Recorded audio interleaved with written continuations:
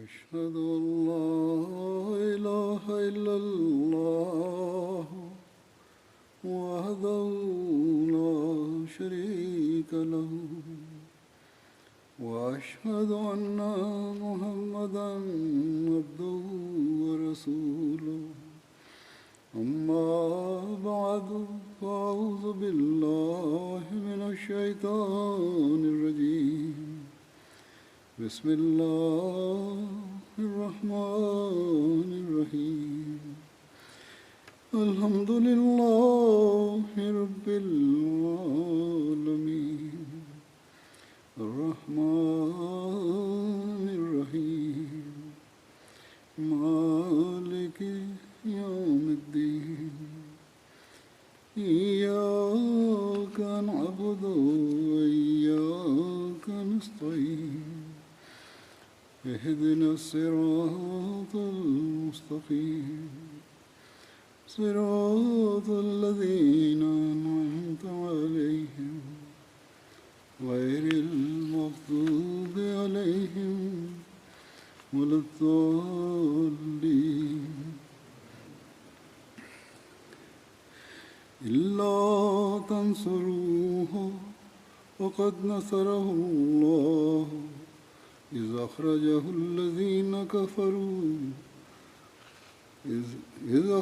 الذين كفروا ثاني اثنين إذ هما في الغار إذ يقول لصاحبه لا تحزن إن الله معنا وأنزل الله سكينته عليه وأيده بجنود لم تروها وجعل كلمة الذين كفروا السفلى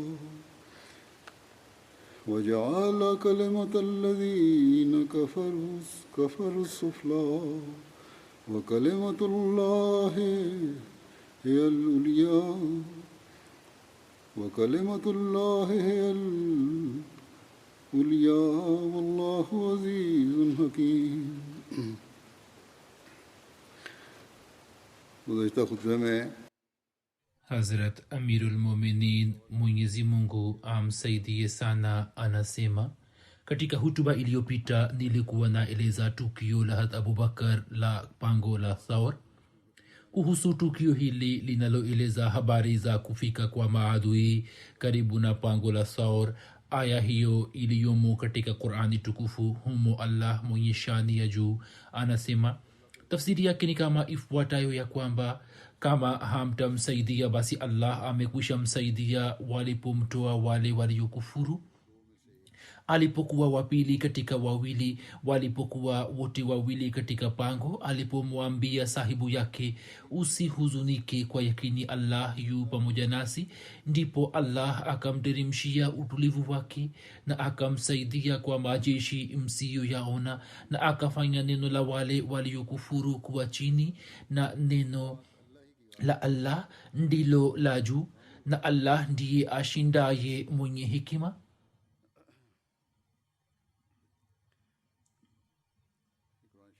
Khalifa mtukufu anasema kwamba aya hiyo ya Qur'ani tukufu inaeleza tukio la pango la Thawr. Makafiri wa Makka walikuwa wamesimama karibu na pango la Thawr na kuzungumza mambo mbalimbali, ambapo Abubakar kwa kuwasikia alipata huzuni na hofu ya kwamba Mtume mtukufu sallallahu alaihi wasallam akikamatwa hapa basi itakuwaje. Islam zima ilikuwa imeunganishwa na dhati yake tukufu. Mtume sallallahu alaihi wasallam alipoona huzuni yake na akaona kwamba Abubakar ana wasiwasi, Mtume sallallahu alaihi wasallam akasema, la tahzan inna Allaha maana, usihuzunike ewe Abubakar, kwa yakini Allah yu pamoja nasi. Maadui wakimtafuta Mtume sallallahu alaihi wasallam walipokaribia mlima wa pango la Thawr, mfuatiliaji akasema, sijui ya kwamba kutoka hapa watu hawa wamekwenda wapi. Na walipokaribia pango, mfuatiliaji akasema, wallahi mtu mliyekuja kumtafuta yeye hajaenda mbele ya sehemu hiyo. mfuatiliaji huyo aliposema hayo na mtu fulani akataka kuchungulia ndani ya pango, hapo umaya bin khalf akasema kwa hasira na kwa kumchukia ya kwamba utando huo na mti huu nimeendelea kuona hata kabla ya kuzaliwa kwa Muhammad sallallahu alaihi wasallam. Je, mmechanganikiwa? Kivipi anaweza kuwa ndani yake? Hivyo tuondoke kutoka hapa na tumtafute sehemu zingine. Na wakisema hayo wakaondoka. Hazrat Mirza Bashir Ahmad Sahib akieleza habari za tangazo la Quraishi wa Makka na kwenda nyuma ya Mtume sallallahu alaihi wasallam ameandika hivi: wao walitangaza kwa watu wote ya kwamba yeyote atakayemleta Muhammad sallallahu alaihi wasallam akiwa hai au akiwa amekufa atazawadiwa ngamia 100. Hivyo watu wengi katika tamaa ya kupata zawadi wakatoka na kutawanika pande nne za Makka. Hata machifu wa Makka pia wakisaidiwa na wafuatiliaji wakafika karibu na pango la Thawr. Baada ya kufika hapa, mfuatiliaji akasema kwamba alama zinaishia hapo hapo, hivyo Muhammad amejificha hapo hapo, la sivyo amepanda mbinguni. Mtu mmoja akasema ebu mtu fulani achungulie ndani ya pango hili, lakini mwingine akanena vipi bwana, je mtu anaweza kuenda kujificha humo? Mahali hapa pana giza na hatari sana, nasi tumeendelea kupaona katika hali hiyo hiyo. Kuna riwaya isemayo kuwa mti uliokuwepo mdomoni mwa pango lile, Mtume sallallahu alaihi wasallam alipoingia ndani, buibui akatanda utando juu ya mti ule, na tawi lililokuwa mbele ya mdomo wake njiwa akatengeneza kiota na kutaga mayai humo. Katika mtazamo wa Mirza Bashir Ahmad Sahib, riwaya hiyo ni dhaifu, lakini kama hayo yatakuwa yametokea, basi hakuna jambo la kushangaa katika hilo, kwani buibui saa nyingine katika dakika chache tu anatanda utando wake katika sehemu kubwa, na hata njiwa pia anaweza kutengeneza kiota chake katika muda mfupi tu na kutaga mayai humo. Hivyo kwa ajili ya kumlinda Mtume sallallahu alaihi wasallam, kama Allah awe amefanya mpango huo, basi hiyo inawezekana. Bali sawa na hali ya wakati ule, hiyo inaweza kutokea tu. Kwa vyote vile hakuna Mquraishi yeyote aliyesogea mbele na wote wakarejea nyuma. Riwaya inasema kwamba Quraish walikuwa wamefika karibu na pango kiasi kwamba miguu yao ilikuwa ikionekana kutoka ndani na sauti yao ilikuwa ikisikika. Katika muda huo hata Abubakar akapata huzuni na akamwambia Mtume sallallahu alaihi wasallam kwa sauti ndogo, ya Rasulullah, Quraish wamefika karibu sana hadi naona miguu yao, na wakichungulia tu wanaweza kutuona. Mtume sallallahu alaihi wasallam akasema la tahzan inna Allah maana, yani wala usihuzunike, Allah yu pamoja nasi. Kisha akasema wama zannuka ya Aba Bakrin bi isnani Allahu salisuhuma, yani ewe Abubakar, mnafikiri nini kuhusu wawili hawa ambao watatu ni Mungu wao? Kuna riwaya nyingine isemayo kuwa Quraysh walipofika karibu na mdomo wa pango la Thawr, hata Abubakar akapata huzuni sana. Mtume sallallahu alaihi wasallam alipoona hali yake akampa moyo kwamba usiwe na wasiwasi. Hapo hata Abubakar akasema kwa machungu makubwa, in qutiltu fa ana rajulun wahidun wa in qutilta anta halakatil umma. Ya Rasulullah, nikifa nimekufa mtu mmoja tu, lakini Mungu apishe mbali, ukifa wewe hapo umati mzima utakuwa umekufa. Hapo Mtume sallallahu alaihi wasallam akipata ufunuo kutoka kwa Allah akasema maneno haya kwamba la tahzan inna Allaha maana, yani ewe Abubakar usiwe na wasiwasi, kwani Mungu yu pamoja nasi, nasi tupo chini ya ulinzi wake. Yani wewe una wasiwasi kuhusu zati yangu, na wewe katika jaziba yako huna wasiwasi kuhusu uzima wako, lakini Mwenyezi Mungu aliye mlinzi wangu pia ni mlinzi wako, naye atatusalimisha kutoka shari ya maadui. Huzur anasema hiyo ni nukuu ya Sir Khataman Nabiyyin. Musleh Maud radhiyallahu anhu akieleza maelezo yake anasema kwamba mtume sallallahu alaihi wasallam alipopata amri ya Allah ya kufanya hijra, mtume sallallahu alaihi wasallam akiandamana na hata Abubakar akaelekea mlima wa Thawr ambao una umbali wa maili 6-7 kutoka Makka, na kwenye mlima ule akajificha katika pango moja. Asubuhi makafiri walipoona kwamba mtume sallallahu alaihi wasallam hayupo nyumbani kwake na licha ya uwepo wa ulinzi wa aina zote amefanikiwa kuondoka, hapo wakatoka mbio kumtafuta na wakawachukua wafuatiliaji mahiri wa Makka waliokuwa na ujuzi mkubwa katika kutambua nyayo za miguu, waliowaleta hadi mlima wa Thawr. Nao wakasema kwamba Muhammad sallallahu alaihi wasallam kama yupo basi yupo hapa hapa tu na mbele yake hatuoni nyayo zake. Wakati ule hali halisi ndiyo hii ya kwamba maadui walikuwa wamesimama nje ya pango na mdomo wa pango haukuwa mfinyo ambao iwe vigumu kuuchungulia ndani mwake, bali mdomo wake ulikuwa mkubwa kiasi kwamba ilikuwa rahisi kuchungulia ndani na kujua kwamba ndani kuna mtu au la. Lakini hata katika hali hiyo pia Muhammad sallallahu alaihi wasallam hapati hofu yote, bali kutokana na nguvu ya kitukufu moyo wa Abubakar pia unapata nguvu, naye hasemi kama wasemavyo watu wa Musa kwamba sisi tumekamatwa, bali kama ye alisema chochote akasema kwamba ya Rasulullah, maadui wamefika karibu sana, kama wakichungulia kidogo tu wanaweza kutuona. Lakini mtume akasema uskut ya Abubakar isnani Allahu salisuhuma, Abubakar ni amaza, sisi muda husi wawili bali kuna mwingine watatu yu pamoja nasi aliye Mungu. Sasa kivipi wanaweza kutuona? Na hivyo ndivyo itokavyo.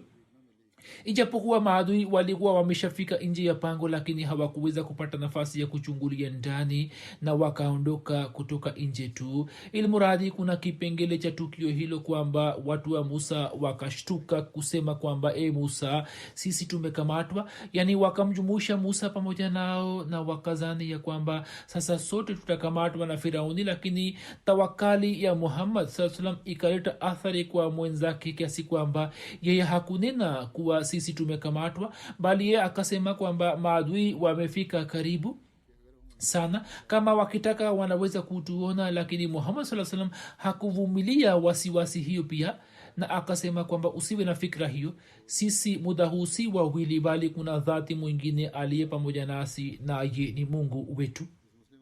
Musleh Maud anasema katika sehemu nyingine, watu wa Makka walipoanza kumzulumu na kumtesa mtume sallallahu alaihi wasallam, na kwa sababu yao vizuizi vikaanza kutokea katika usambazaji wa dini, hapo Allah akamwamrisha ya kuondoka kutoka Makka. Hata Abubakar pia akawa tayari kuacha Makka na kuandamana naye. Hapo kabla alikuwa ameambiwa mara kadhaa kuondoka kutoka Makka, lakini yeye hakuwa tayari kumwacha mtume sallallahu alaihi wasallam nyuma yake. Mtume sallallahu alaihi wasallam alipoamua kuondoka akamchukua Abubakar pamoja naye. Mtume sallallahu alaihi wasallam alipoondoka usiku, sehemu moja ambayo mimi pia nimeiona nilipoenda kuhiji, Muslim anasema kwamba ni pango dogo tu katika mlima ambao mdomo wake utakuwa mita 2-3. Akaenda kujificha humo. Watu wa Makka walipojua kwamba yeye ameondoka, wao wakamfuata nyuma yake. Kulikuwa na wafuatiliaji mahiri katika Arab, hivyo kwa msaada wao maadui wakafika huko ambapo mtume sallallahu na Abubakar walikuwa wameketi. Ni mpango wa Allah kwamba vichaka kadhaa vilikuwa vimeota juu ya mdomo wa pango na matawi yalikuwa yameungana kwa pamoja. Kama watu wale wangeondoa vichaka vile na kuona ndani, mtume sallallahu na Abubakar Siddiq wangeonekana ndani yake. Wafuatiliaji walipofika huko wakasema kwamba wamepanda mbinguni, au kama hapana basi wameketi hapo hapo na hawakwenda mbele yake.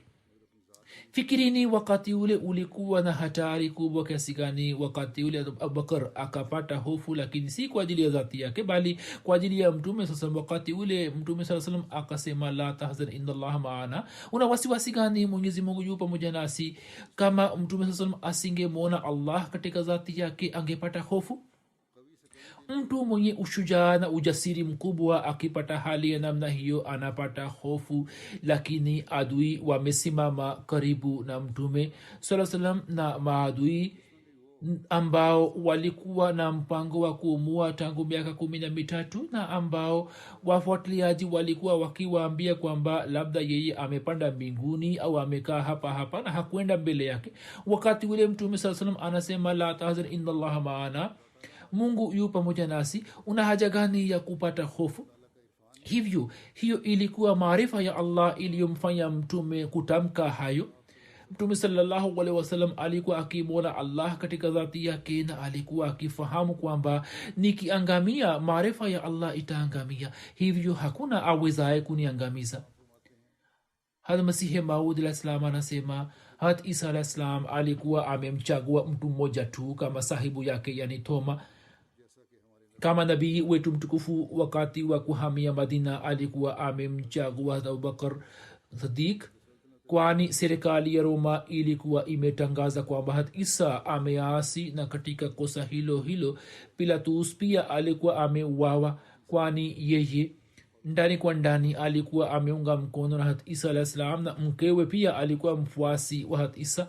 Basi ilikuwa lazima kwamba Hat Isa angeacha nchi hiyo kwa siri na asingechukua msafara wowote pamoja naye. Hivyo yeye katika safari hii akamchukua Thoma hawari pamoja naye, kama nabii wetu sallallahu alaihi wasallam alivyokuwa amemchukua Abubakar katika safari ya Madina, na kama maswahaba zake wengine walivyokuwa wamefika kwake katika Madina, vivyo hivyo maswahaba wa Isa pia kwa kutumia njia mbalimbali wakaenda kufika kwake.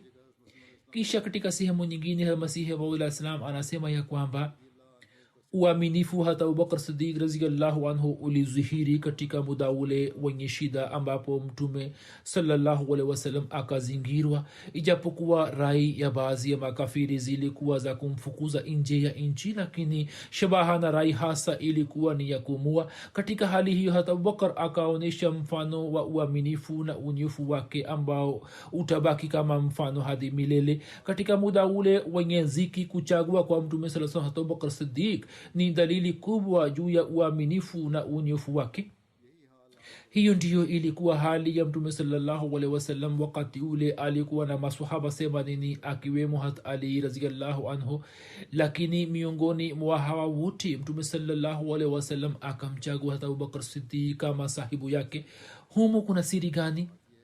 Jambo lenyewe ni hili ya kuwa nabii huona kwa jicho la Allah na ufahamu wake hutokana na Allah. Hivyo Allah ndiye aliyemwambia mtume sallallahu alaihi wasallam kwa ufunuo ya kwamba kwa ajili ya kazi hii mtu aliye bora na anayefaa ni hata Abubakar Siddiq radhiyallahu anhu.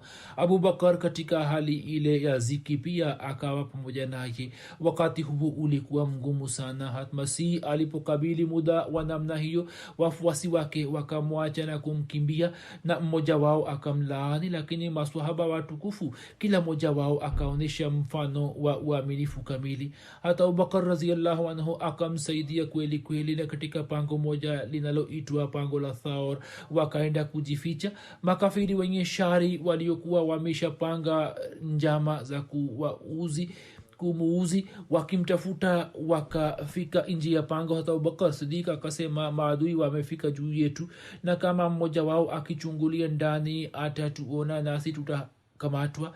Wakati ule mtume akasema la tahzan inna allaha maana, usiwe na hofu, Allah yu pamoja nasi. Angalieni neno hilo ya kwamba mtume sallallahu alaihi wasallam anamjumuisha Abubakar Siddiq pamoja naye. Hivyo anasema inna allaha maana, katika maana wote wamo, yani Mwenyezi Mungu yu pamoja nawe na pamoja nami. Allah upande mmoja anamweka mtume sallallahu alaihi wasallam na upande wa pili hata Abubakar Siddiq. Huu ni wakati ambapo wote wawili wapo katika shida, kwani hiyo ndiyo sehemu ambapo msingi wa Islam utawekwa au Islam itakwisha. Maadui wapo nje ya pango na wanatoa rai mbalimbali. Wengine wanasema angalieni ndani ya pango, kwani nyayo za miguu zinakuja kuishia hapa hapa. Lakini wengine wanasema kwamba kivipi mtu anaweza kuingia humo? Buibui ametanda utando wake na njiwa ametaga mayai, na sauti za maongezi ya namna hizo zinawafikia ndani, naye anazisikia kwa uwazi. Katika hali hiyo maadui wamekuja kummaliza na wamekuja mbio, lakini lakini angalieni ushujaa wake kamili ya kwamba maadui wapo nje na yeye anamwambia rafiki yake la tahzan innallaha maana. maneno hayo yanaonyesha wazi ya kwamba mtume sallallahu alaihi wasallam atakuwa ameyatumtamka maneno hayo, kwani hayo yanahitaji sauti na ishara haiwezi kumsaidia. maadui wanashauriana wakiwa nje na ndani kwenye pango. kiongozi na mtumishi wake wanaongea na hawajali kwamba adui watasikia sauti yao. huo ni uthibitisho wa kumwamini allah kikamilifu na kuwa na maarifa yake. ana imani juu ya ahadi za allah. kwa ajili ya kuthibitisha ushujaa wa mtume saa salam mfano huo unatosha. kisha katika sehemu nyingine hatmasihi maud alah salam anasema allah mwenye shani ya juu kwa ajili ya kumlinda nabii wake mtukufu alionyesha muujiza usio wa kawaida ya kwamba japokuwa wapinzani walikuwa wamefika nji ya pango na mtume saa salam na rafiki yake walikuwa wamejificha humo, lakini wao hawakuweza kumwona mtume, kwani mwenyezi mungu akatuma jozi ya njiwa ambao usiku ule ule wakatengeneza kiota kwenye mlango wa pango na wakataga mayai, na pia kwa izini ya allah buibui akatanda utando wake na wapinzani wakapata mashaka na wakarejea bila mafanikio.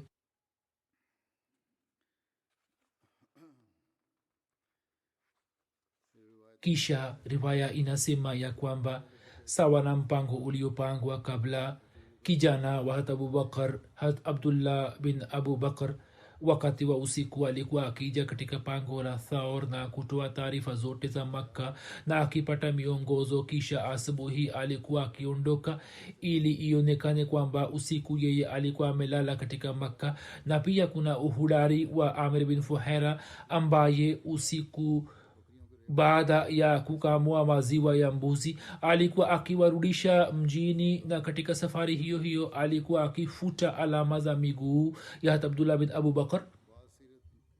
baadhi ya waandishi wa sira wameeleza vile vile kwamba hatasma kila siku alikuwa akileta chakula, lakini khalifa mtukufu anasema kwamba jambo hilo linaonekana kuwa mbali na uhakika, na wengine wanasema kwamba katika hali ile ya hatari kuja kwa mwanamke mmoja kule kwenye pango kila siku ni kama kufichua siri, na kwa kuwa abdullah bin abubakar alikuwa akija kila siku, basi kulikuwa na haja gani kwa hatasma ya kuleta chakula?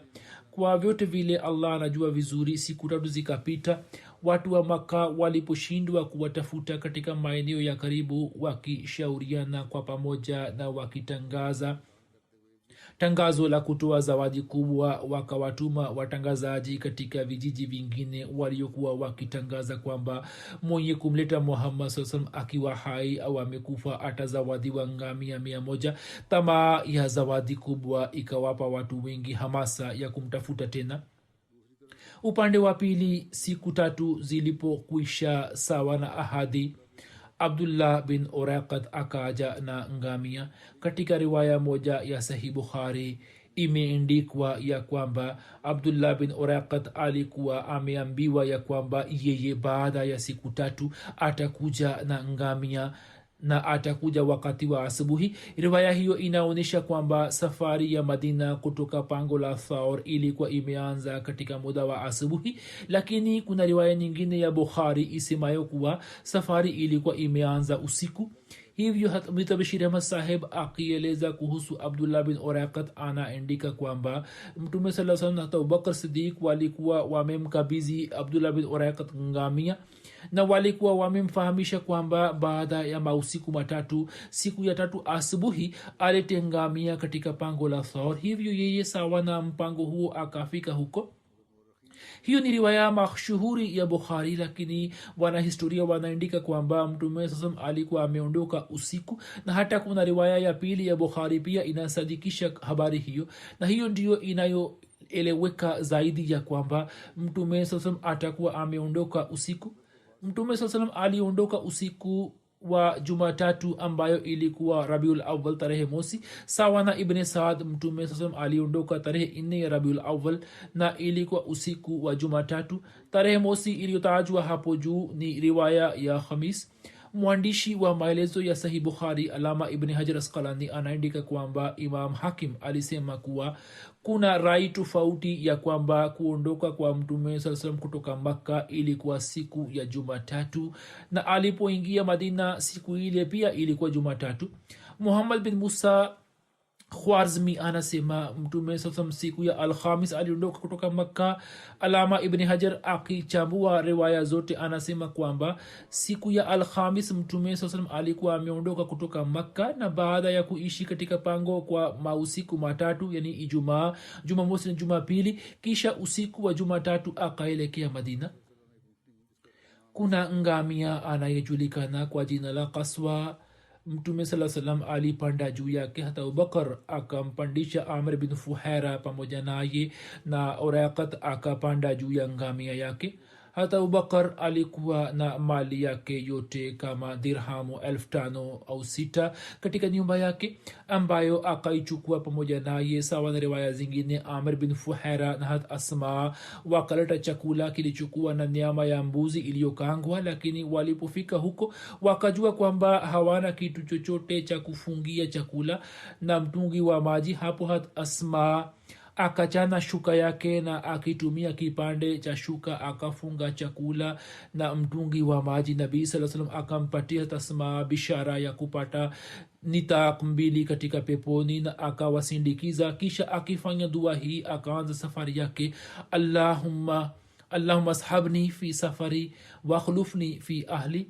e allah, katika safari yangu uwe rafiki yangu na uwe msimamizi wa ahli zangu. kama imeshaelezwa hapo kabla kwamba tukio la kufungia chakula kwa kipande cha shuka lilikuwa limetokea wakati wa kuondoka kutoka nyumba ya hata abubakar, lakini hapa pia habari hiyo imetajwa katika historia. habari hiyo imetajwa katika nyakati 2 tofauti. wengine wanasema tukio hilo lilikuwa limetokea katika nyumba ya abubakar siddiq na wengine wanasema kwamba lilikuwa limetokea katika pango la Thawr. lakini katika bukhari hat aisha radhiallahu taala anha ameeleza maelezo ya safari ya hijra na sawa na maelezo yake tukio hilo lilikuwa limetokea katika nyumba ya abubakar siddiq radhiallahu anhu. hivyo riwaya ya bukhari inaaminika zaidi, kwani awal kuishi katika pango la Thawr kulikuwa kumewekwa katika siri,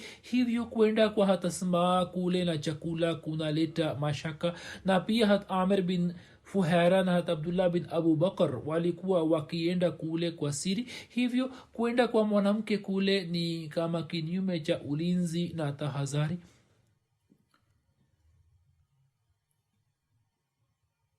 kwa vyovyote vile tukio la kufungia chakula litokalo nyumbani linaonyesha sifa za hat asma radhiallahu anha za kujitolea na upendo wake wa hali ya juu, ya kwamba badala ya kupoteza muda katika kutafuta kitu fulani cha kufungia chakula akatumia shuka yake na akachana katika vipande na kisha akafunga chakula, na bila kupoteza muda yeye akachana shuka yake na kisha akafunga chakula na mtungi wa maji na akawasindikiza mtume sallallahu alaihi wasallam na abubakar siddiq.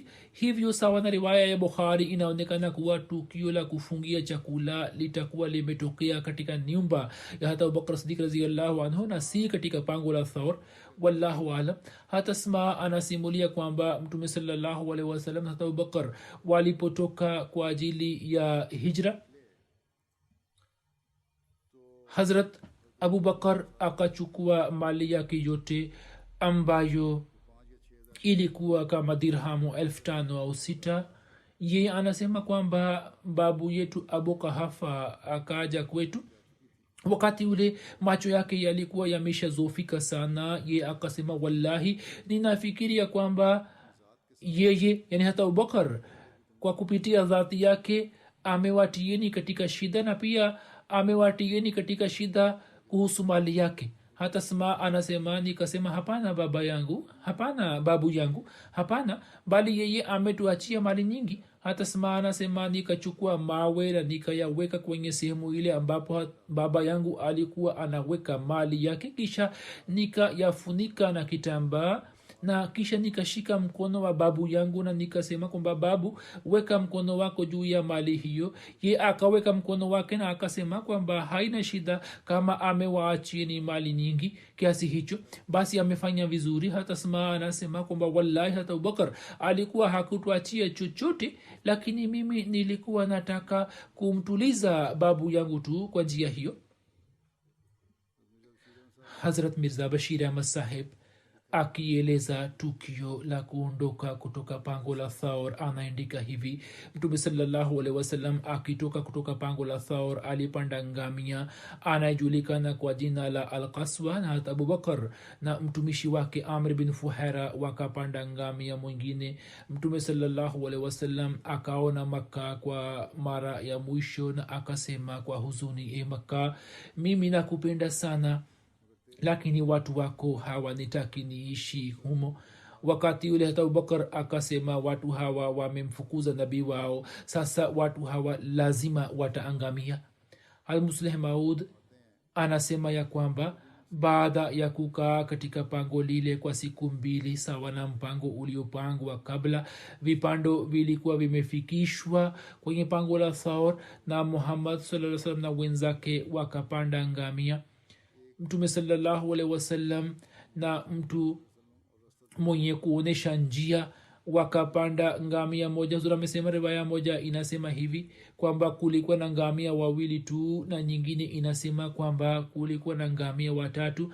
hata Abubakar na Amr bin Fuhaira wakapanda ngamia mwingine kabla ya kuelekea Madina. Mtume sallallahu alaihi wasallam akaelekeza uso wake upande wa Makka, mji ambamo mtume sasa alikuwa amezaliwa na akadai kuwa mtume, na mji ambamo mababu zake walikuwa wameendelea kuishi humo tangu zama za Ismail alayhisalam. Mtume sallallahu alaihi wasallam akaona kwa mara ya mwisho na akasema kwa masikitiko kwamba, e Makka, nakupenda sana kuliko sehemu zote, lakini watu wako hawataki kwamba niishi humo. Wakati ule Abubakar akasema kwa masikitiko makubwa kwamba watu hawa wamemfukuza nabii wao, sasa watu hawa lazima wataangamia. Sawa na riwaya moja, walipofika katika eneo la Juhfa. Juhfa ni eneo linalopatikana likiwa na umbali wa maili 82 kutoka Makka. Aya ifuatayo ilishuka: inna lazi faraza alaika alqur'ana la raaduka ila maad, hakika yeye aliyekufarizisha Qur'an kwa yakini atakurudisha mahali pa kurejea. Usiku kucha safari hiyo ikaendelea hadi muda wa mchana ukaanza kuwadia, ndipo msafara ukasimama kwenye kivuli cha pango moja kwa ajili ya mapumziko. hata Abubakar akamwandalia Mtume sallallahu alaihi wasallam sehemu ya kupumzika na akamwomba Mtume kupumzika kidogo. Hivyo Mtume akalala kidogo, kisha Abubakar akatoka nje ili aone kama kuna mtu anayekuja kuwatafuta. Hapo mchungaji mmoja wa mbuzi pia akaja kutafuta kivuli. hata Abubakar anasema, mimi nikamuuliza kijana, wewe ni mtumwa wa kina nani? Ye akasema ni mtumwa wa mtu fulani wa Quraysh, na akataja jina lake. Mimi nikamtambua, nikasema, je, kuna mbuzi mwenye kutoa maziwa? Akasema ndio. Nikasema, je, utatukamulia maziwa? Ye akasema ndio. Hivyo nikamwambia kukamua maziwa. Yeye akamkamata mbuzi mmoja, kisha akashika miguu yake. Nikamwambia kwamba kwanza safisha sehemu yake, kisha nikachukua maziwa. Mchungaji akatia maji kidogo katika maziwa ili joto la maziwa lipungue kidogo, na nikaleta kwa Mtume sallallahu alaihi wasallam. Riwaya zingine zinasema kwamba Abubakar akaleta maziwa. Nabii sallallahu alikuwa amelala. hata Abubakar hakupenda kumwamsha ili asije akapata shida yoyote, hivyo akaendelea kusubiri mpaka Mtume akaamka mwenyewe. Hapo akampatia maziwa na akasema, tafadhali kunywa. Mtume akanywa. hata Abubakar anasema kwamba mimi nikafurahi sana, kisha nikasema, ya Rasulullah, muda wa safari umefika. Mtume akasema ndio. Riwaya nyingine inasema kwamba Mtume akasema, sasa tuanze safari yetu, na akaambiwa kwamba ndio. Hivyo safari ikaanza tena. Ufuatiliaji wa Suraka bin Malik, tukio lake linasema hivi kwamba chini ya usimamizi wa Uraiqat, aliyekuwa mahiri na mjuzi wa njia. Safari ikaanza kuelekea Madina, na njia waliyotumia ilikuwa tofauti na zile zingine za kawaida. Katika Maka na kwenye vijiji vilivyozunguka, tangazo la kutoa zawadi ya ngamia 100 lilikuwa limeshatangazwa, na watu wengi walikuwa na tamaa ya kupata zawadi hiyo. Suraka bin Malik anasema baadaye alikuwa amesilimu, na baada ya kusilimu yeye mwenyewe amesimulia tukio hili. Anasema wajumbe wa makafiri wa Quraysh walitujia, walikuwa wamepanga malipo ya Mtume SAW na hata Abubakar Siddiq kwa wale watakao waua au kuwakamata wakiwa hai. Suraka anasema nilikuwa nimeketi katika kikao cha kaumu yangu Banu Mudlaj, ndipo mtu mmoja akaja na akasimama mbele yetu. Sisi tulikuwa tumeketi. Yeye akasema, bwana Suraka, nimeona vivuli fulani upande wa jangwani, au akasema nimeona msafara wa watu watatu ukielekea huko na nafikiri huyo ni Muhammad. Suraka bin Malik anasema nikajua kwamba ni kweli huo utakuwa msafara wa Muhammad, lakini sikutaka kumshirikisha mwingine katika zawadi ile. Hivyo mimi nikaashiria kwake na nikasema kwamba wewe ukae kimya, nyamaza tu. Nami nikasema kwamba hapana, huo hauwezi kuwa msafara wa Muhammad, bali watu unaoongelea muda si muda wamepita mbele ya macho yetu, nao ni fulani na fulani waliokwenda kumtafuta ngamia aliyewapotea. Suraka anasema nikaendelea kuketi katika majlis ile ili mtu yeyote asipate mashaka juu yangu. Kisha nikamwambia mtumishi wangu kwamba alete farasi yangu fulani anayekimbia mbio na aje nyuma ya nyumba yangu na anisubiri kule. Na baada ya muda mfupi nikafika huko, na anasema kwamba nikapiga ramli iliyotoka kinyume cha safari, lakini sikujali na nikapanda farasi na kwenda mbio. Nikaanza kufuata msafara ule ambao nilikuwa na uelewa kwamba ni msafara wa Muhammad. Suraka anasema kwamba katika muda si mrefu nikafika karibu na msafara ule, na bado nilikuwa mbali kidogo, ndipo farasi yangu akateleza nami nikaanguka chini. Kisha nikasimama na nikapiga ramli, na hiyo ikatoka zidi ya nia yangu, lakini nilikuwa na nia imara ya kumkamata Muhammad sallallahu alaihi wasallam na kupata zawadi ya ngamia 100. Kisha nikasimama na kupanda farasi, na nilikuwa nimefika karibu yao mpaka nikawatambua kuwa hawa ni Muhammad na Abubakar, bali nilikuwa nasikia sauti ya Mtume Muhammad SAW akisoma kitu fulani. Ndipo farasi yangu akateleza tena na miguu yake ikanasa katika mchanga, nami nikaanguka chini. Nikapata hasira na nikamkaribia farasi yangu, kisha nikainuka. Farasi akashindwa kutoa miguu yake kutoka mchanga, lakini alipotumia nguvu ya kusimama, kwa sababu ya kutumia nguvu kwake, vumbi ikaruka juu na ikaenea kama moshi. Anasema kwamba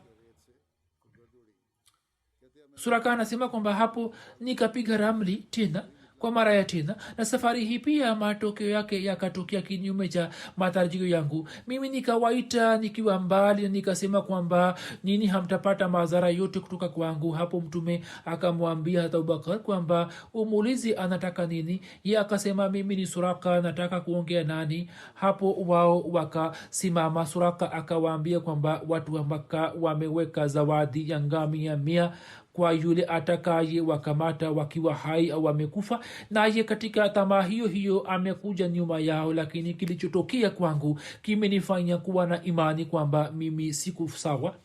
Yeye akamwomba Mtume SAW kupokea chochote kutoka kwake kama matumizi ya njiani, lakini Mtume SAW hakukubali, isipokuwa akasema kwamba usiwaambie watu kuhusu safari yetu. Ye akaahidi na pia akaomba kwamba nina imani kwamba siku moja wewe utapata ufalme, hivyo niindikie mkataba fulani kwamba nikija kwako basi nitendewe kwa heshima. Sawa na riwaya zingine alikuwa ameomba kupatiwa maandiko ya amani, hivyo sawa na amri ya Mtume SAW hata Abubakar Siddiq, na sawa na riwaya moja Amr bin Fuhaira akamuindikia maandishi ya amani ambayo akarejea nayo. Huzur anasema kwamba masimulizi hayo bado yanaendelea inshallah. kesho inshallah mwaka mpya unaanza. mwenyezi mungu aufanye mwaka huu mpya uweze kuwaletea wanajumuiya wote baraka tele na jumuiya kwa ujumla, na ailinde jumuiya kutoka shari ya aina zote na mipango ya maadui walioipanga zidi ya jumuiya. Allah aivunje yote. ahadi ambazo Allah amefanya kwa masihi maud alayhi salam, sisi tuweze kuziona ahadi zile zikitimia katika maisha yetu. mwenyezi mungu atuoneshe manzari haya. basi muendelee kufanya maombi mengi, muingie katika mwaka mpya kwa maombi, mufanye maandalizi makhsus ya kuswali tahajjud. ipo misikiti iliyopanga tayari na sehemu ambapo hawakupanga basi wanatakiwa kuipanga, na kama si kwa pamoja basi angalau kila mmoja afanye mpango wa kuswali tahajjud akiwa katika nyumba yake na afanye maombi. Zura anasema kwamba muwe na tabia ya kudumu, lakini mkianza kuanzia kesho au leo basi mujitahidi kwamba hiyo iwe sehemu ya kudumu ya maisha yenu. Allah awajalie wote. mufanye maombi haya pamoja na durud na istighfar kwamba rabbana la tuzigh qulubana ba'da idh hadaytana wa hab lana min ladunka rahmatan innaka antal wahhab. mola wetu usipotoshe mioyo yetu baada ya kutuongoza na utupe rehma kutoka kwako, hakika wewe ndiwe mpaji mkuu. pia mufanye dua hii: rabbana ighfir lana dhunubana wa israfana fi amrina wa thabbit aqdamana wansurna ala alqawmi alkafirin. mola wetu tumiminie subira na utuimarishe miguu yetu. ewe Allah, usamehe madhambi yetu na utuimarishe miguu yetu na utusaidie juu ya watu makafiri. Allah amwezeshe kila mwanajumuiya kufanya hivyo.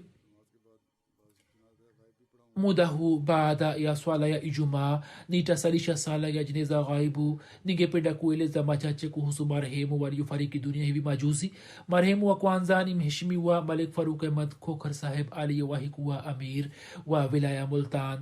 Desemba 18 akiwa na umri wa miaka 80 alifariki dunia. inna lillahi wa inna ilaihi rajiun. baba yake alikuwa mheshimiwa Malik Umar Ali Khokhar saheb aliyekuwa akiitwa chifu wa Multan, na mamake Sayyida Nusrat Jahan begum sahiba aliyekuwa akijulikana kwa jina la Sayyida Begum.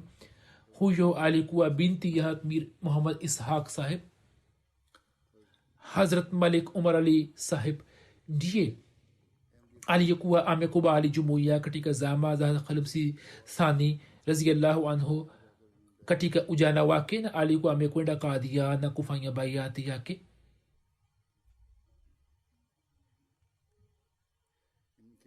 Malik Umar Ali saheb alikuwa amefariki mapema, na wakati ule Malik Faruk Ahmad saheb alikuwa kijana mwenye umri wa miaka 22. Malik saheb alikuwa na biashara yake katika Karachi na pia alikuwa na mashamba yake ambayo akasimamia vizuri, na alikuwa na mama wawili.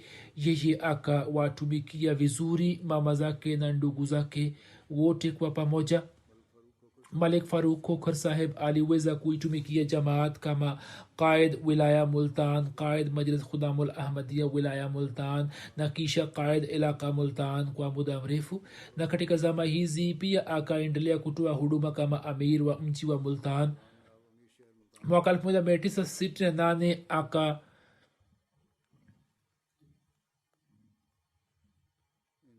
anasema kwamba mwaka 1968 Malik Faruk sahib akamua bi Durdana sahiba aliyekuwa binti wa Mirza Aziz Ahmad sahib, na Khalifsi Thalith rahimahullahu taala akatangaza ndoa yake. Mwenyezi Mungu akamjalia mwana mmoja na mabinti 5. mkewe anasema ya kwamba mume wangu alikuwa akitupenda na kutujali sana, alikuwa akizingatia mambo madogo madogo, alikuwa akiswali tahajjud bila kukosa, na alikuwa ni amsha kwa ajili ya tahajud siku ile alipofariki dunia usiku moja kabla akaswali nafali na sala kisha akalala alikuwa akijaribu kukaa katika hali ya wuzu anasema katika zama ambapo yeye hakuwa amiri wa jamaat lakini mwana jamaat fulani akipata shida fulani na akija kwake na akimpigia simu alikuwa akimsaidia bila kupoteza muda na alipochaguliwa kuwa amir akaniamuru kwamba muda wote chakula na chai vive tayari muda wote mgeni anaweza kuja anasema sikumbuki siku ambapo hatukupokea mgeni waila kila siku wageni walikuwa wakitujia nyumba yetu ilikuwa kama iwe ofisi yake na alikuwa na moyo mpana mwenye kuwapenda wote kwa moyo mkunjufu jamaa zetu wasio wa ahmadia bali familia nzima ya kokar ilikuwa ikimheshimu sana na kumpenda mno yeye pia akawajali wote kwa fadhili ya allah alikuwa akisoma qurani kwa sauti nzuri mimi nilipokuwa nikisoma qurani alikuwa akirekebisha makosa yangu bila kuona qurani tukufu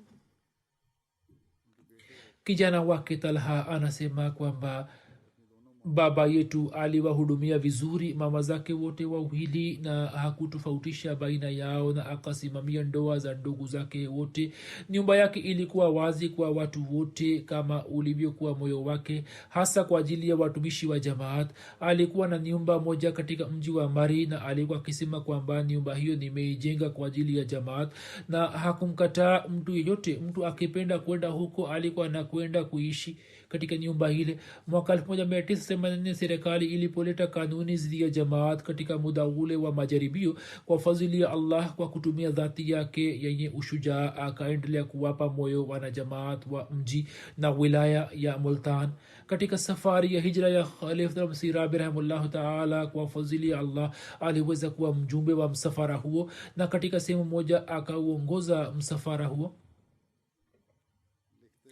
mwana wake anaandika ya kwamba katika zama za uamiri wa baba yetu nyumba yetu ilikuwa imebadilika katika ofisi yake na watu wengi walikuwa wakija alikuwa amemkabidhi mdogo wake kazi ya kusimamia mashamba na mwenyewe alikuwa akitumia muda wake wote katika kuitumikia dini watu walikuwa wanakuja kukutana naye kwa upendo na kwa mapenzi alikuwa akiwasaidia jamaa wasiokuwa wahamadia anasema katika mazishi yake tukatembelewa na baadhi ya jamaa zetu ambao walikuwa wanalia na kusema kwamba leo tumekuwa mayatima kwani yeye alikuwa akitusaidia sana anasema kwamba alikuwa akituhamasisha kuswali hasa sala ya alfajiri binti yake mdogo faiza anasema baba yetu alikuwa anamtegemea allah na sifa yake hiyo ilikuwa mfano kwetu akaona zama za aina zote katika ujana wake akawa yatima na akakabiliana na hali ya aina zote akaona ziki na faraja lakini nimemwona baba yangu tangu utotoni kwamba baba yangu alikuwa akimtegemea allah na alikuwa akisema kwamba allah ndiye anayefanya kazi zangu zote anasema kwamba baba alikuwa anaupenda sana ukhalifa na akizungumzia ukhalifa alikuwa akianza kulia machozi pia akapata jaribio fulani lakini akapitisha zama zile kwa subira na kwa maombi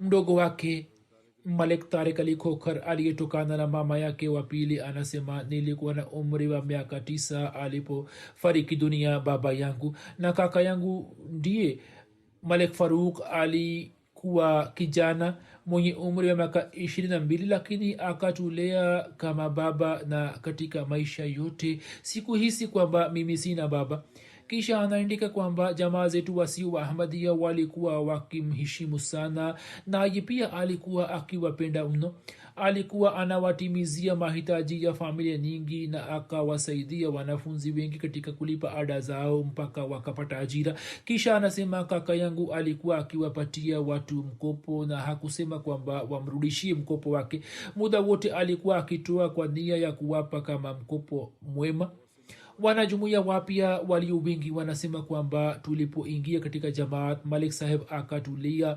akatulea vizuri na akatimiza mahitaji yetu alipoingia katika umri wa miaka 80 tangu miaka miwili iliyopita alikuwa na wasiwasi kuhusu kulipa mchango wa mali yake yani hisa jaidad na alikuwa amelipa asilimia kubwa na iliyobaki allah awawezeshe watoto wake kulipa. dada yake tahira anasema kwamba kaka yangu alinitendea kwa wema sana kama baba mzazi. Alikuwa na sifa kubwa kwamba yeye hakutofautisha kati ya ndugu zake bali akawatumikia vizuri kwa usawa wote. Sisi hatujawahi kuhisi kwamba sisi tunatokana na mama tofauti.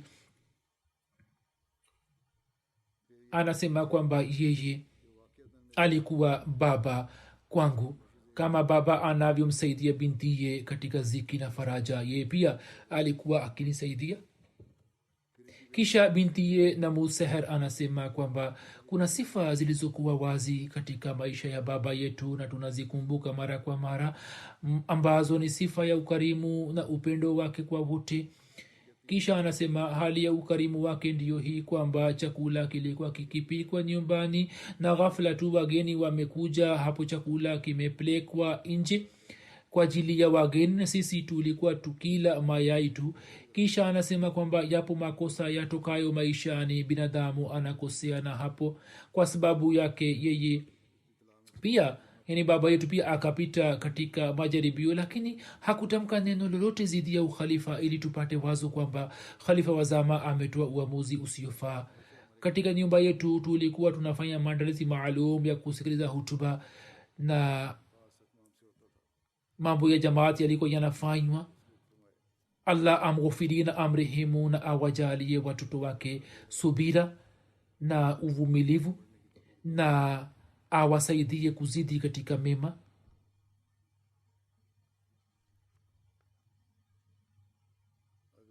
Jeneza inayofuata ni ya Rahmatullah Sahib wa Indonesia aliyefariki dunia akiwa na umri wa miaka 66. Inna lillahi wa inna ilaihi rajiun. Alikuwa amezaliwa katika Jawa Mashariki mwaka 1980 kwa kupitia mahubiri ya mheshimiwa Suyuti Aziz Ahmad Sahib. Aliweza kujiunga na jamaat na mwaka 1993 aliweza kuingia katika nizamu ya wasia. Hadi kifo chake akaendelea kutoa huduma katika jamaat ya Kereng-Nitinga. Ameacha nyuma mke na watoto 3 na wajukuu 6. Mke wake ameandika kwamba marehemu alikuwa ameota njozi. Katika njozi ile alikuwa amejikuta akiwa amesimama katika watu na akamuuliza mtu fulani kwamba nisimame kwenye mstari gani. Mtu mmoja akamwambia kwamba nenda ukasimame kwenye mstari fulani ambao ulikuwa na mtu mmoja mtakatifu. Marehemu hakumtambua mtu huyo na baada ya muda akaweza kujua kwamba mtu ambaye alikuwa amemwona katika njozi yake alikuwa Masihi Maula Islam, na hapo akatambua ukweli wa jamaat na akafanya bayati. Binti yake ameandika kwamba baada ya kufanya bayati marehemu aliweza kutoa huduma mbalimbali katika Majlis Ansarullah. Vile vile wapinzani walikuwa wanamtisha, lakini marehemu aliendelea kusimama kidete kwa ushujaa wote. Marehemu alikuwa mkarimu, mtu akija kuomba mkopo alikuwa anamsaidia. Binti yake mwingine ameandika kwamba alikuwa anaupenda sana ukhalifa na alikuwa mtifu sana. Abdul Basit Sahib Amir Indonesia anaandika kwamba alikuwa anaupenda ukhalifa na jamaat. Anasema kwamba katika Jawa upande wa magharibi kuna jumuiya ambapo wapinzani wa jamaat wakaushambulia msikiti wetu na pia wakaiambia serikali kwamba ilete marufuku juu ya jamaat.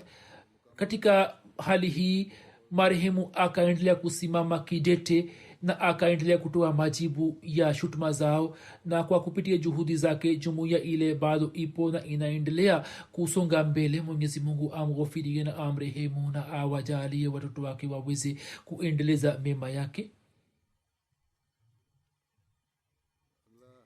Marehemu anayefuata ni Alhaj Abdul Hamid Tak Saheb Yari Pura wa Kashmir. 24 Disemba akiwa na umri wa miaka 90 alifariki dunia. Inna lillahi wa inna ilaihi rajiun. Kwa fadhili ya Allah, marehemu alikuwa musi, alikuwa mwana wa Muhammad Akram Tak Saheb Yaripura ambaye alikuwa mwanajumuiya wa zamani wa eneo hilo.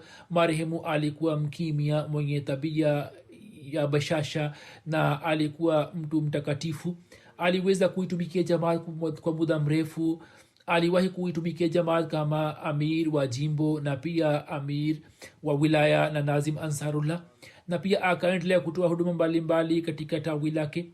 Kwa miaka kadhaa akaendelea kuwa mjumbe wa Anjuman Tahrik Jadid Bharat, na pia katika zama zake shule mbalimbali zikafunguliwa za kijamaat katika maeneo yake.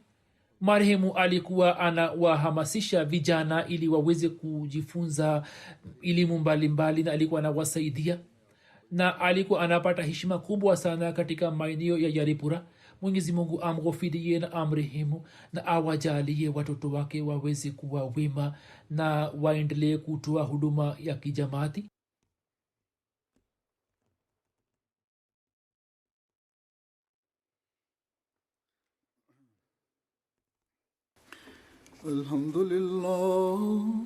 Alhamdulillah nahmaduhu wa nasta'inuhu wa nastaghfiruh wa nu'minu bihi wa natawakkalu alayhi wa na'udhu billahi min shururi anfusina wa min sayyiati a'malina.